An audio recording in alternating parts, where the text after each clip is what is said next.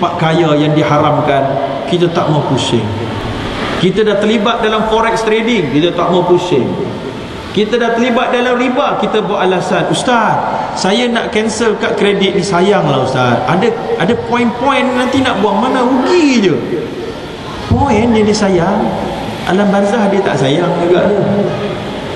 Sebab itulah Imam Hasan Al-Basri kata, ma ra'aitu yaqinan la syakka fi.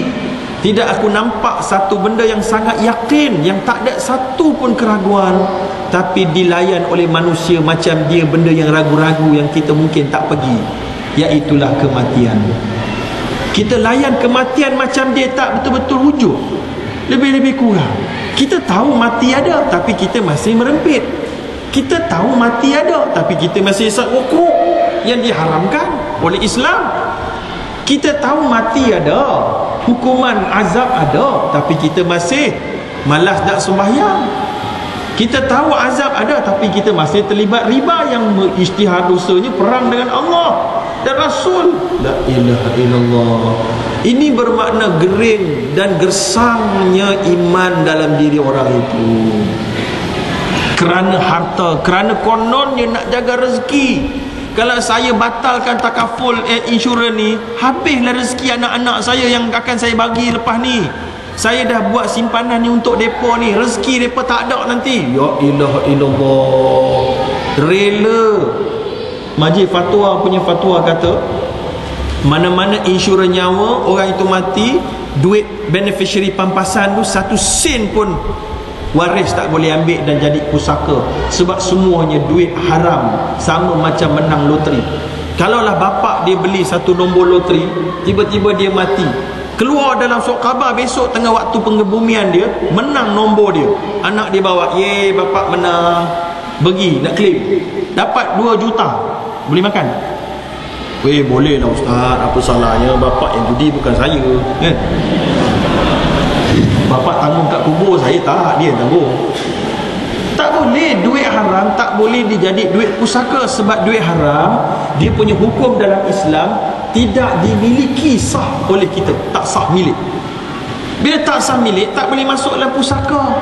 Masuk dalam pusaka, dimakan pula oleh anak, haram juga masuk ke anak. Anak bagi kat cucu, cucu pun makan haram juga. Jangan main-main tuan. Ini cerita-cerita benar. Ya, itu riba. Yang kedua judi. Tadi insurans kita dah cerita. Ya, dan kemudian pelaburan-pelaburan yang banyak hari ini. Kalau pelaburan forex trading, haram hukumnya kerana judi. Saya tak nak masuk banyak-banyak, dah 10.30. Saya cukup nak ceramah untuk 1 jam, dah sejam.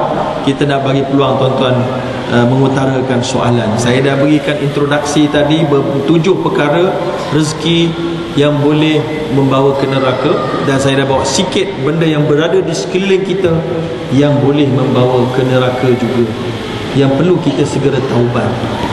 Ya?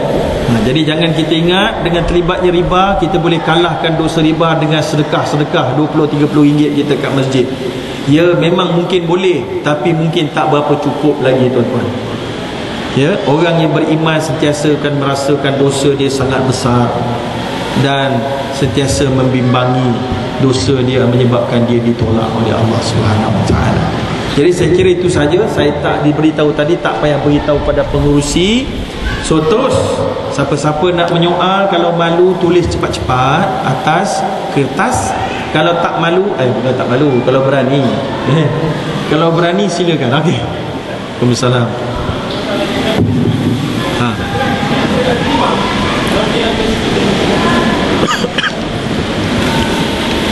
Baik, soalan pertama KWSP.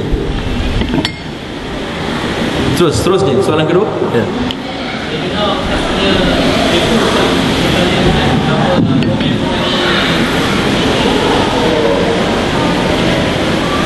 Saya dengar apa dalam Facebook tak ada nyatakan mengenai grant insurance, grant university.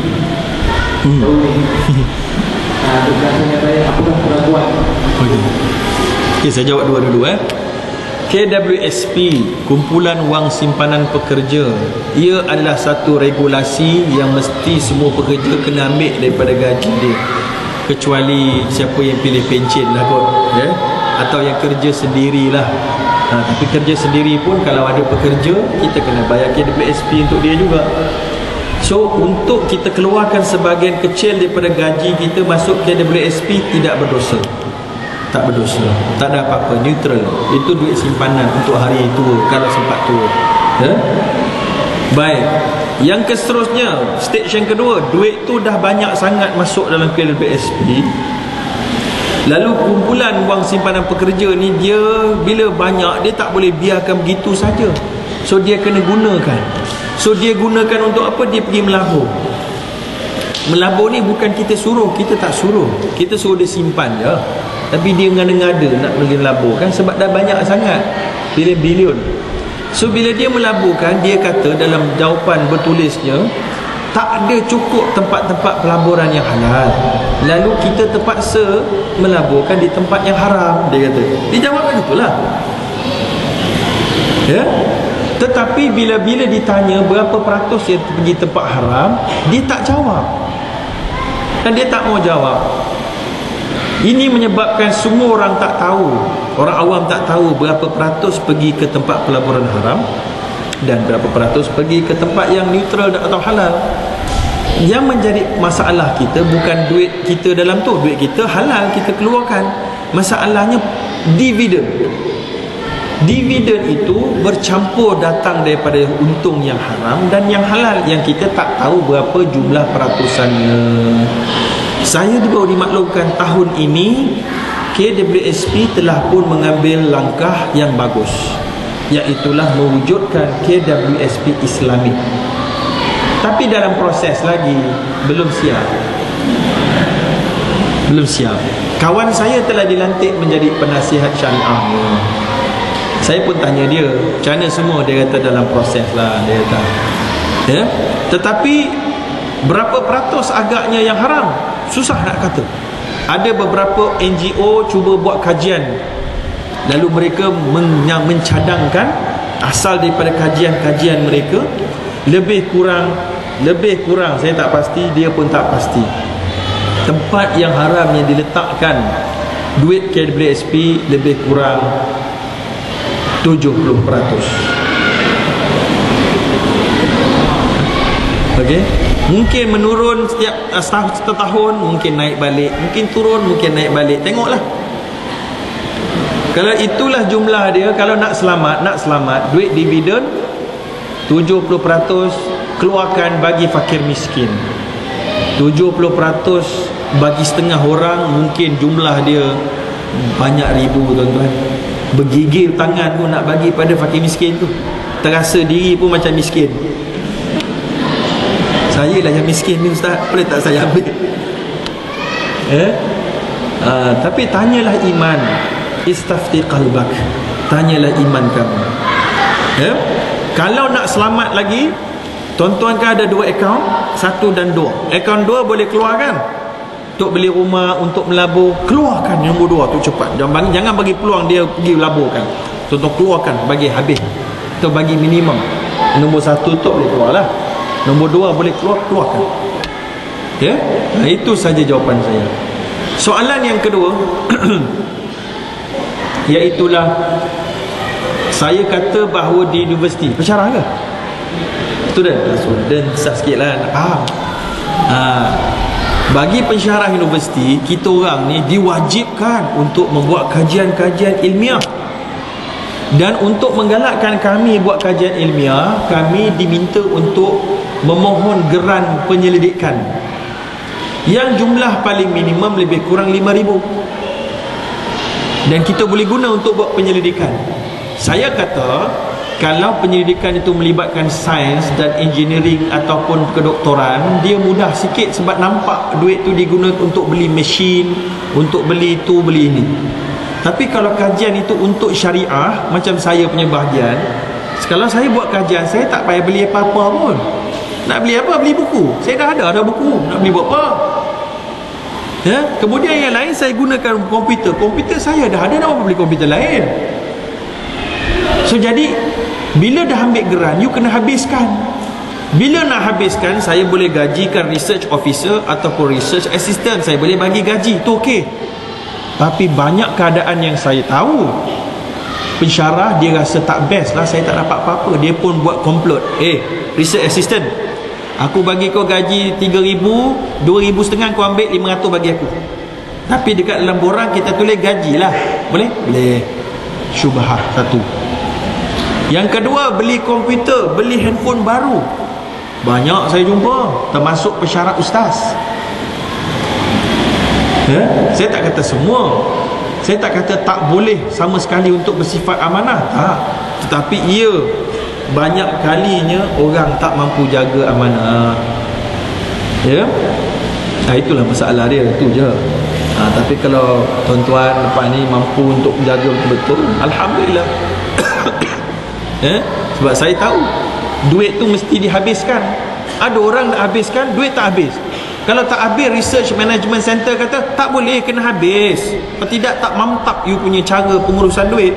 Tak kena habis. Tak apa, kalau gitu saya tak habis. Tak habis, saya akan buat majlis makan malam lah dengan researcher saya. Ni boleh ke ni? Itu termasuk je penyelidikan kan? Itu dah syubhat tu. Lepas tu apa lagi nak claim? Kita claim tak ada borang buat claim palsu lah. Buatlah borang apa-apa nak bagi habis duit tu. Syubhat lagi. Itulah masalahnya. Tak semua orang buat, tapi ramai orang mungkin belum buat, atau mungkin terdorong nak buat sebab dah ada duit lebih. Wallahualam. Soalan lain? Ada muslimat ke soalan? Ya.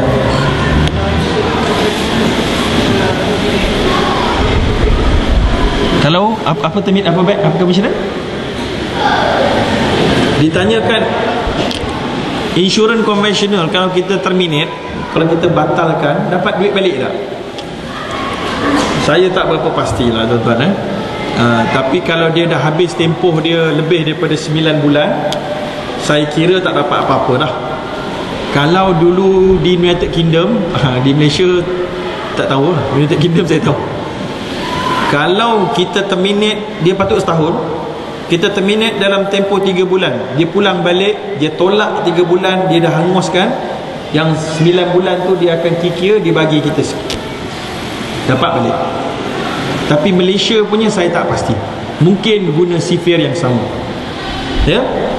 Itu kena dapat balik, itu halal. Dapat balik duit kita itu halal, sebabnya dalam ayat Quran Allah kata, faman ja'ahu mau'izatun min rabbih fantaha falahu ma salafa wa amruhu ila Allah wa man 'ada fa ulaika ashabun nar hum fiha khalidun.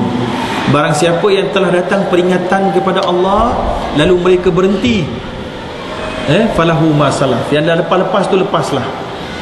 Dan siapa yang berterusan, dia akan masuk neraka. Dan Allah juga kata, wa in tubtum falakum ru'usu amwalikum la tadhlimuna wa la tudlamun. Kalau kamu bertaubat, maka kamu akan dapat balik pokok wang kamu. Kamu tidak dizalimi dan tidak menzalimi. So duit kita, premium kita 1,000, kita berhenti, kita dapat balik 800, halal duit kita. Malah kalau dapat balik 1,000 pun halal. Wallahu a'lam. Tapi kalau dapat 800 ataupun korang dapat lebih daripada 1,000, sebab ada interest, yang itu interest itu tak boleh. 1,000 saja kita boleh ambil. Wallahu a'lam. Ada soalan lain? Ya tuan.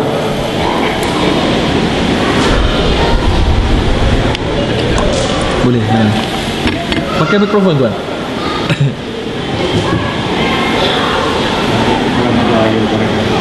Assalamualaikum. Saham ada banyak jenis, iaitu saham domestik Toronto seperti saham Toronto. Itu terbagi kepada dua, satu konvensional, satu Islamic. Sejauh ini saya terlibat dalam MBA muncul Islamic Counter. Again, sebenarnya? Islamic Counter. Okay. Islamic jariah jauh ni dia beri dividen atau ganjaran yang mencabar untuk jual-jualan. Jadi